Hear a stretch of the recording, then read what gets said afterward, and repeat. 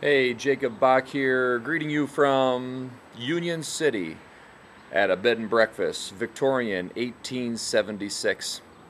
You know, the other day I was with my foster folks, Mike and Jean Elias, and they said, you know what, you need a GPS. And I said, you know what, I do. But no, we'll go out and get you one.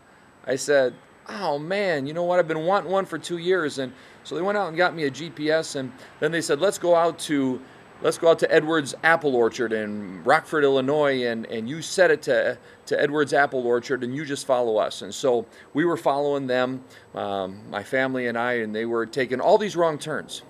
And every time they would take a wrong turn, the GPS that they gave me would say recalculating. For example, this is what it sounded like. Recalculating. Continue 0.3 miles, then make a U-turn. And so they took all these wrong turns, but they did it on purpose. And I think it was because Mike was thinking, you know, if I take enough wrong turns and this lady keeps on recalculating, pretty soon she's going to get all frustrated and say, you know, you idiot, I told you to turn right, not left. I'm going to shut down if you don't start obeying my orders. You know, but the gal just calmly says, recalculating.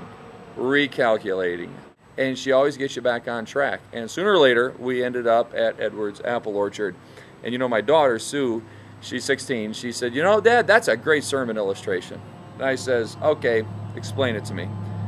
She talked about, you know, how sometimes we get off track and how God just recalculates and gets us back on track. And you know, that got me to thinking that's so much like the way it is with our lives. You know, we just, we love God, and you love God, and you say, you know, I want to follow Him, I want to get to my destination, I want to be in His perfect will, and sometimes we mess up. You know, we don't hear God's voice. We go left instead of right, and we thought we heard God's voice, but we made a mistake. And you know, God's not up in heaven, and He's not up there saying, you know, you idiot. How many times do I have? He's not wringing his hands, wondering, you know, how am I going to get him out of this pickle? He just says, recalculating. We'll get you back on course. And you know, if you delight yourself in the Lord, He'll direct your paths. And I delight in the Lord, and I can tell you this: I haven't always made the right choices and always the right decisions.